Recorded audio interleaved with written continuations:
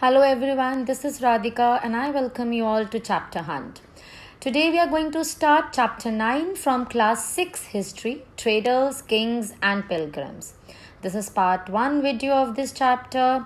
Please watch the video very carefully as I will be giving question and answers along with explanations, some extra points regarding each and every question which is not covered also in the answers as well. Like you might be asked some short questions, some extra information, any detailed answers about it, some date regarding it. So please go through the video properly, do watch and listen so that you get proper understanding of the chapter. So let's learn and get good marks. Let's get started. Now, question number 1 says, by what name was pepper famous in Roman Empire? Black gold was the name used for pepper in Roman Empire. अब इसके पीछे क्या है, क्या story क्या है? Actually, you can say like over 2000 years ago, the Roman Empire, it was one of the most powerful empires in the world. अब ये जो Romans थे, they loved the spice and they bought it from here in southern India. अब ये क्या करते थे? They paid for it in gold. और यही रीज़न था कि इस स्पाइस को बोला जाता था black gold. So you can imagine that pepper was highly valued in Roman Empire. Now, what was South India famous for?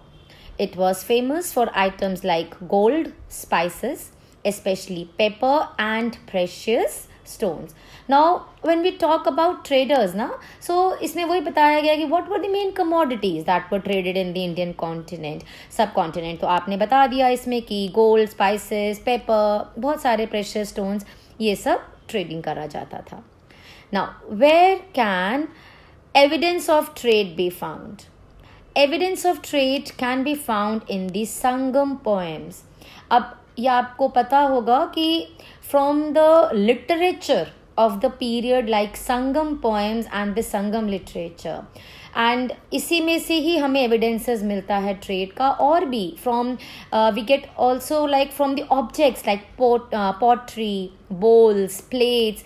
ये जो historians थे, they found about trade and also the trade routes. यहाँ सबसे उनको evidence मतलब proof कैसे मिला उनको कि यहाँ से trade होता था.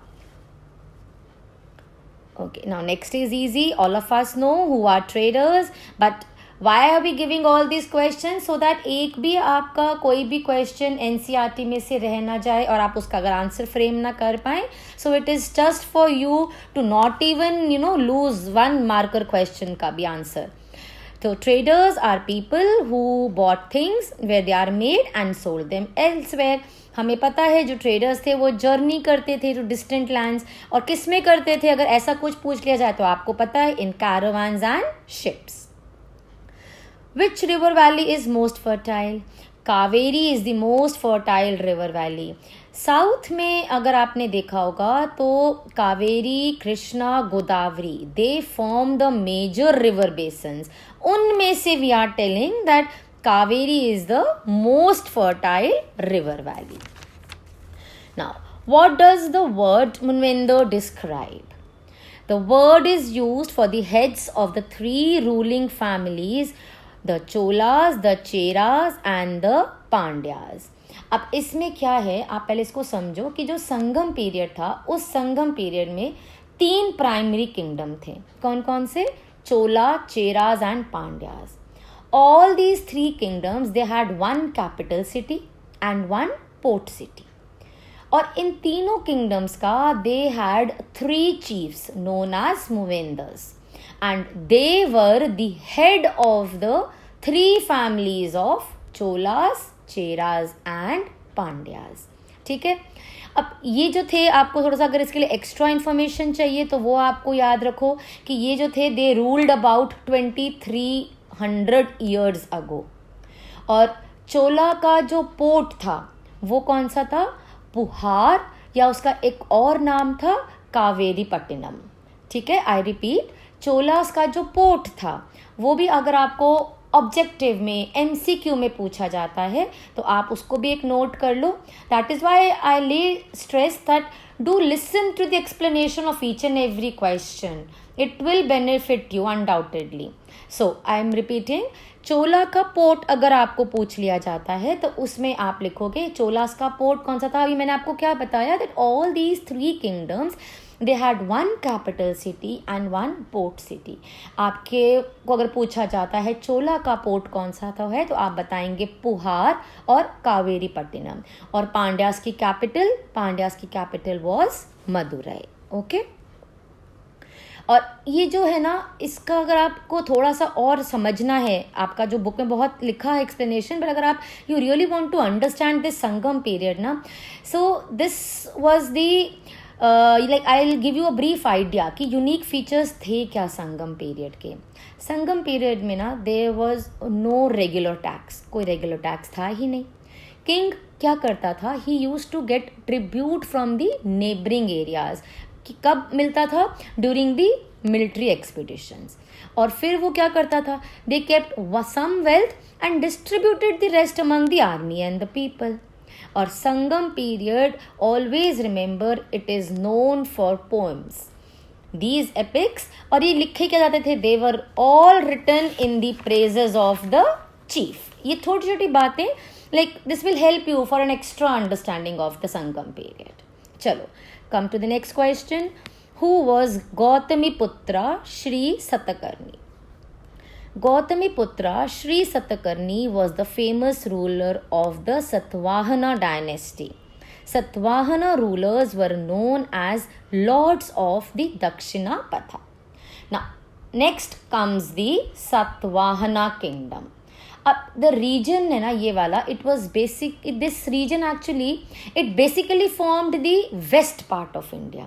और इसका one of the most important ruler was Gautamiputra. आपको इसमें नाम में देखो समझ आ रहा है, गौतमी पुत्रा. श्री सतकर्णी जो राजा का नाम है ना, वो तो एक्चुअली है सतकर्णी. आगे उसकी राजा की मदर का नाम लगा है गौतमी पुत्रा, गौतमी का बेटा. सो थोड़ा सा हम इससे ये आइडिया लगा सकते हैं कि it is quite a possibility, we are also speculating कि ऐसी पॉसिबिलिटी हो सकती है कि उस टाइम जो सोसाइटी होगी वो मेट्रियार्कल होगी, इसलिए मदर के नाम का यूज़ करा गया है राजा के नाम से पहले.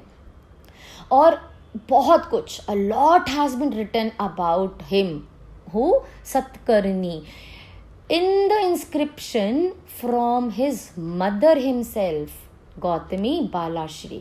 जो गौतमी बालाश्री उनकी मदर हैं, उन्होंने ही इसके बारे में बहुत कुछ लिखा है. और किंग्स जो थे और जो आपके ये जो थे अदर सातवाहना रूलर्स थे, उनको एक और नाम से बोला जाता था. यहीं पे हमने लिखा है ना, दक्षिणा पथा. आप इसको भी ब्रेक करके देखो, कई बार ना आपको लगता है वर्ड बड़ा मुश्किल है, याद कैसे करा जाएगा. Break it. Dakshin means south, path means रास्ता.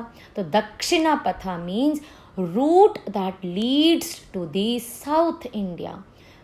ठीक है ना, दक्षिणा पथा. सो ऐसे करके बनाया करो, आपको आंसर याद करना ईजी हो जाएगा. ओके, चलो move on to next. How do we come to know about Shri Satakarni? ये भी मैंने आपको समझाया.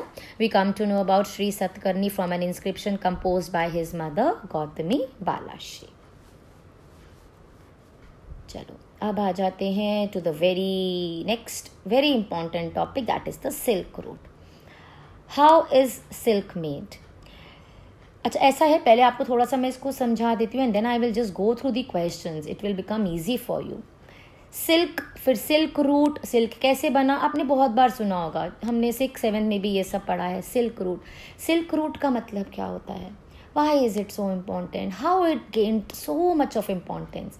सिल्क रूट एक वो रास्ता है जिससे सिल्क का ट्रेड होता था, उसी रास्ते को हम बोलते हैं सिल्क रूट. सिल्क जो है वो आज भी और उस टाइम भी इट इज़ हाईली वैल्यूड. और सिल्क को बनाने का तरीका इज़ वेरी डिफ़िकल्ट. कैसे बनता है वो?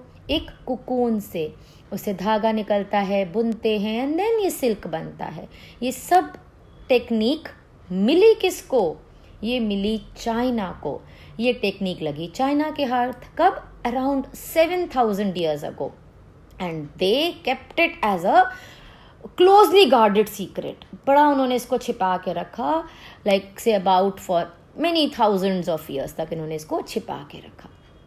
लेकिन फिर क्या हुआ, अब कुछ लोग जो थे वो चाइना के जो ट्रेडर्स थे वो सिल्क को लेके ट्रैवल करते थे. अब ऐसे जो हुआ, सिल्क की जो टेक्निक थी वो सामने आ गई.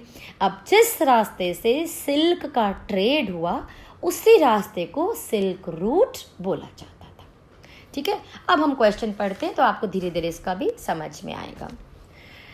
Technique of making silk was first introduced in China around 7,000 years ago. The making of silk was kept secret for thousands of years. ठीक है, in order to make silk, raw silk has to be extracted from the cocoons of silkworm and then spun into thread and lastly woven into cloth.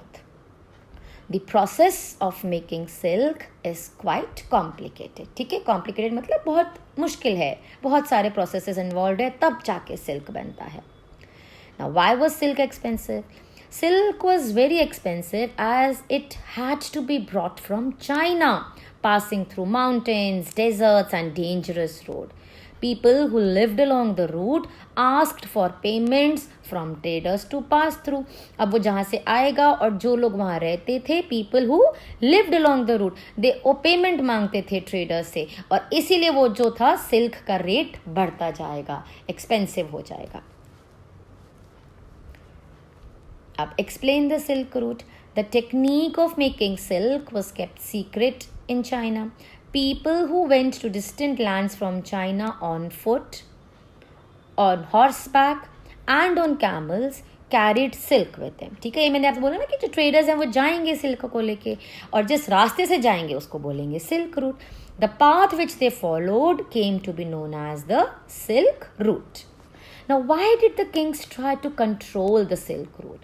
Now, kings tried to control the route because they could benefit by collecting taxes, tributes and gifts brought by the traders traveling along the route.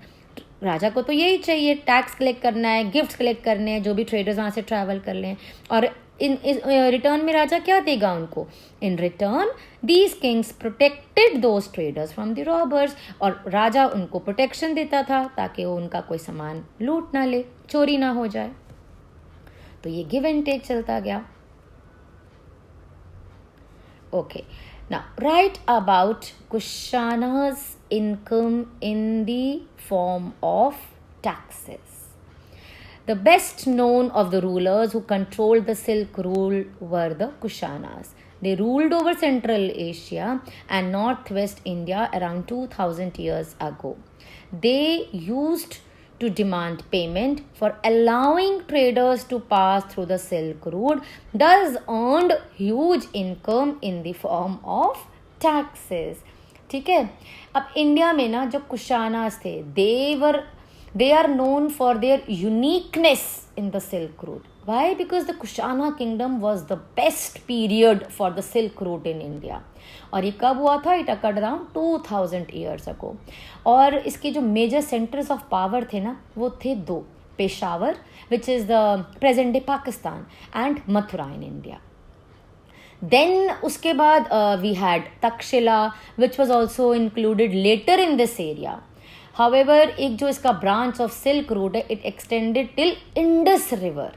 और कुशानास जो थे, they were among the earliest ruler to issue the gold coins. ये भी आपको पता होना चाहिए. ठीक है, so this is something extra जो I am just telling you कि मेजर सेंटर्स ऑफ पावर जो थे वो हमारे दो थे. I am just repeating, Peshawar which is the present day Pakistan and Mathura. उसके बाद इसमें तक्षशिला भी इंक्लूड हो गया इसी एरिया में. और बाद में जो सिल्क रूट का जो ब्रांच था ये इंडस रिवर तक एक्सटेंड हुआ. और जो अर्लीस्ट रूलर्स थे कौन से थे? वो Kushanas. They were amongst the earliest to issue the gold coins.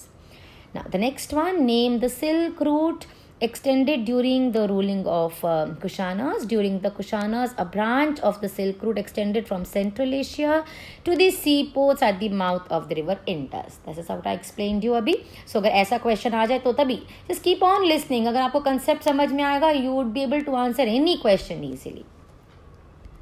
So okay, with this we end the part 1 video of this chapter.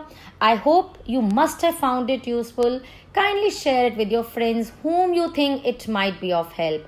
Please like, subscribe to Chapter Hunt for many such informative videos. Stay tuned to the channel for the second part. I'll see you soon. Till then, take care, stay safe. Bye-bye.